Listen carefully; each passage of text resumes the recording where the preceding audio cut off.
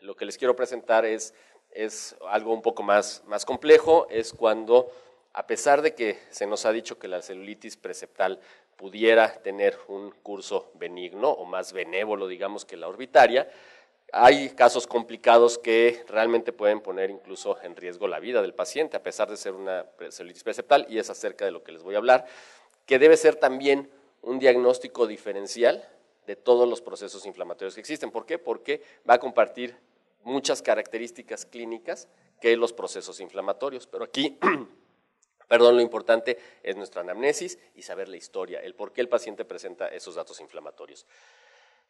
Aquí titulé esta plática La última frontera en el tratamiento de la celulitis orbitaria complicada. Son casos que quiero compartir con ustedes y para mostrarles la manera en que estamos tratando estos pacientes.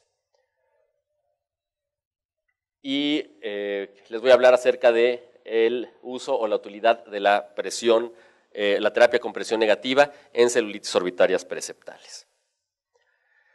Como ya habíamos comentado acerca de las celulitis orbitarias, en específico la preseptal va a tener ciertas complicaciones que pueden ir desde la formación de abscesos hasta la fascitis necrosante. A ese nivel se puede complicar a una celulitis orbitaria, ya pasa en el septum orbitario, y que nos puede llevar a la ceguera, simplemente por un proceso compartimental dentro de la órbita, o a la trombosis del seno cavernoso, que en algunos casos puede llevar a la muerte.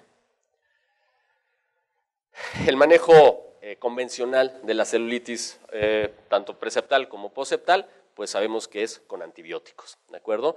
Sin embargo, las celulitis preseptales pueden tener complicaciones locales que nos lleven a la necesidad de hacer un drenaje quirúrgico de algún absceso y el debridamiento de esa zona que se encuentra infectada.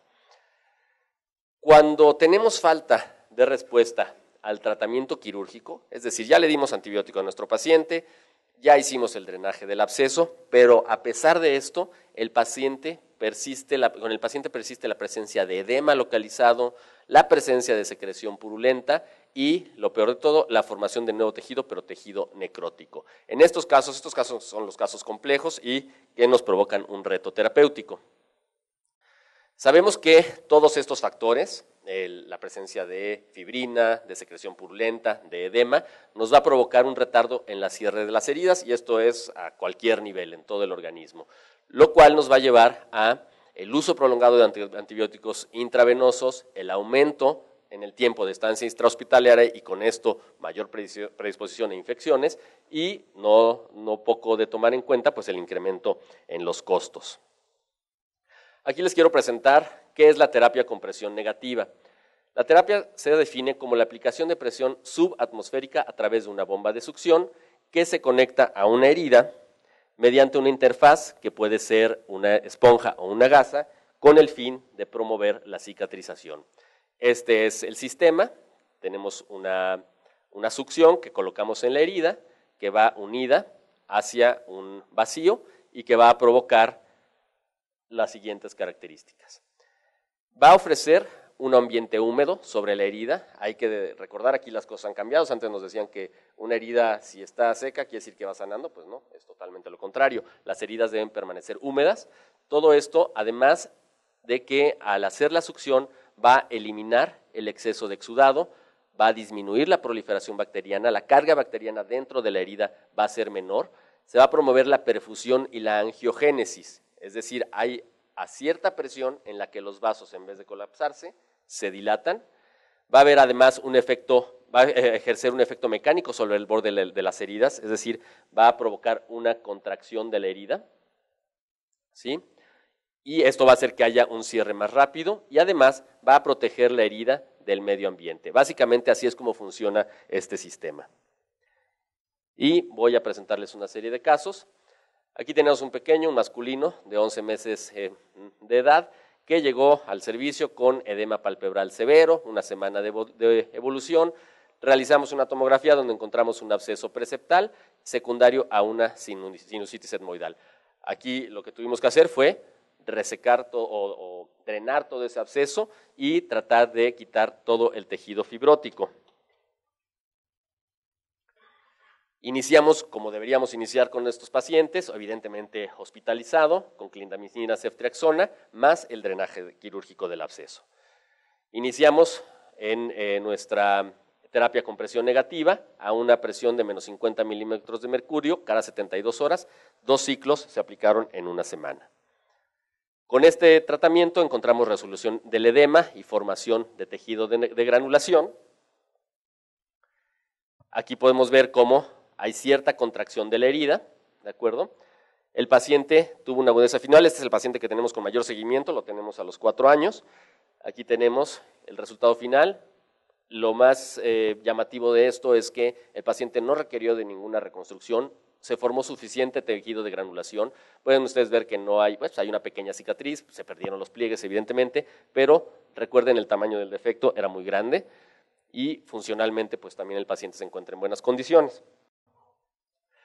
Un siguiente caso, tal vez un poco más complejo, masculino de 58 años, diabético, nuestra población alta en diabéticos, 3 días antecedente de trauma orbitario, buena agudeza visual, inició normalmente como lo iniciamos con antibióticos, pero encontramos que hubo que drenar también un absceso y pueden ustedes ver la cantidad importante de fibrina que se encuentra aquí. Sabemos que mientras este tejido se encuentra aquí, la herida va a tardar en sanar o simplemente no va a sanar. Decidimos aplicar nuestra terapia con presión negativa a menos 125 milímetros de mercurio cada 48 horas a 2 ciclos en una semana. Aquí tenemos la respuesta del paciente al segundo día de la presión negativa. Vemos que se forma el tejido de granulación, literalmente se ven unos gránulos, y la presencia ya muy escasa de fibrina y sin secreción, el paciente listo para reconstrucción. Aquí tenemos prácticamente es un tejido sano en el que se puede colocar un injerto o un colgajo con una agudeza visual final de 20/20 en este caso.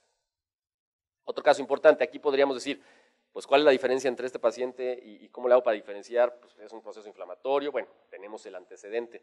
Resulta que este paciente, 48 horas antes, se hizo una perforación cosmética, un piercing en el párpado superior y empezó con este edema, ¿no? Lo que nos habían platicado, hay edema, hay aumento de volumen, aquí pues difícilmente no podemos valorar si hay quemosis o no hay quemosis, es un caso severo en el que ni siquiera la agudeza podemos valorar. Iniciamos con nuestro tratamiento, pero lo que nos dijeron en la Escuela de Medicina, siempre absceso drenado, absceso curado. Difícilmente va a entrar algún medicamento aquí, aunque sea intravenoso. Hacemos nuestro drenaje, por más que nos duela, pues tenemos que quitar todo lo que podamos. Pueden ver ustedes aquí la profundidad del defecto. Sin embargo, todo esto que está aquí no nos va a permitir que el paciente sane pronto. Debemos retirar todo este tejido, si no, no va a haber manera de que mejore. Persiste la secreción y el edema, iniciamos terapia de presión negativa, 125 milímetros de mercurio, en este caso 3 ciclos en una semana, donde encontramos que hay una resolución del edema y lo más importante, la formación de tejido de granulación. Recuerden el tamaño y la profundidad del defecto. Aquí podríamos decir que el paciente está listo para una reconstrucción o para un injerto, sin embargo, fíjense que el defecto es muy superficial, prácticamente en la piel. Aquí tenemos el resultado final, aquí está la huella del piercing, se lo hicieron un poquito abajo y quién sabe dónde se lo habrán hecho. Y bueno, la agudeza final de este paciente fue de 20/20, pero pues hay de casos a casos, ¿no? Y nos llegan casos también muy severos. Tenemos este masculino de 48 años, donde hay un cuadro inflamatorio importantísimo. Diabético, 5 días posterior, se pegó con una puerta. Evidente no podemos valorar la agudeza. Tomamos la tomografía y hacemos el diagnóstico de una celulitis preseptal. Aunque no lo crean, esto se mantiene todavía por adelante del septum. Iniciamos ya con medicamentos bastante más agresivos, vancomicina. Sin embargo, al día siguiente, pues está la presencia de una escara de tejido necrótico. Aquí pues esto evoluciona rapidísimo, pero no solo eso, sino que lo que más preocupó es que el otro ojo también ya, el otro párpado, ya empezaba con aumento de volumen y edema. Entonces pues un caso agresivo que pues requiere de medidas agresivas. Iniciamos un debridamiento quirúrgico, sin embargo, si lo dejamos así es realmente pues no hacerle mucho al paciente. Esto no va a mejorar, esto no va a sanar, tenemos que ser bastante más agresivos. Igualmente, aunque nos duele, hay que recordar que aquí está en riesgo la vida del paciente, ya no tanto la función. Entonces, pues, a grandes problemas, grandes soluciones. Y bueno, pueden ver ustedes aquí, les pido que noten esta zona, que vamos a hablar más adelante, en el párpado inferior, donde pues tuvimos que quitar orbicular, se fue parte del músculo elevador, este brillo que ven ustedes aquí es la conjuntiva, hubo unas zonas en las que tuvimos que llegar hasta la conjuntiva, ¿no? Entonces, ante la pobre respuesta, iniciamos nuestra terapia con presión negativa. Noten, esto nos tenía muy preocupados, pues, que el otro ojo estaba más o menos igual. Sin embargo, al sexto día empezamos otra vez con la formación de tejido de granulación, ya no encontramos tanta fibrina y lo que les comentaba, fíjense cómo el párpado inferior, un defecto tan grande, se ha ido reduciendo. Aquí lo tenemos el 10 día post terapia con presión negativa y aquí lo tenemos al día 15, donde ya está listo para una reconstrucción y nada más comentarles que aquí ya está prácticamente cerrado y no se ha hecho ningún procedimiento. La agudeza final de este paciente fue de 20/20 y cuando hacemos nuestra casuística o nuestro estudio de resultados, concluimos, bueno, cosas que podemos encontrar en la literatura, que es básicamente la etiología. Algunos pensarían que la sinusitis es lo más frecuente, sí puede ser lo más frecuente, pero en niños. Sin embargo, el trauma combinado con diabetes también es común. Bueno, tuvimos un caso ahí de una perforación cosmética y donde vemos nuestros días de estancia intrahospitalaria que pues no pasaron de 15 días. Eso es importante y además los días también que pasaron desde que iniciamos la terapia hasta el alta no pasaron tampoco de 15 días.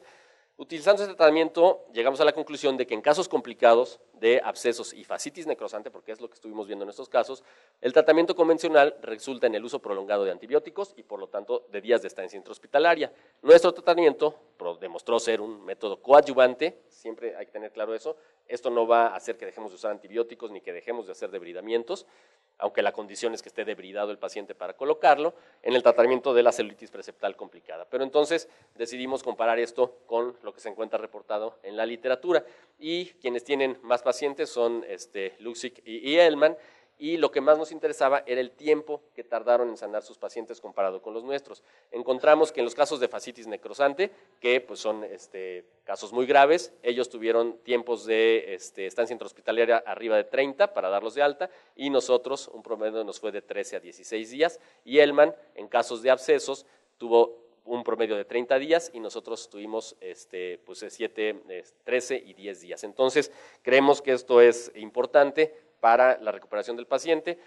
En este tema encontramos en la literatura solamente un caso reportado con seguimiento a un año y nosotros en este momento pues tenemos la primera serie de casos en la literatura.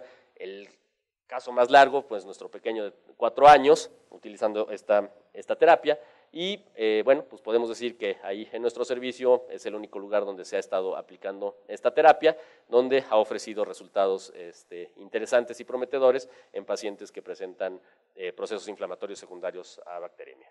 Muchas gracias.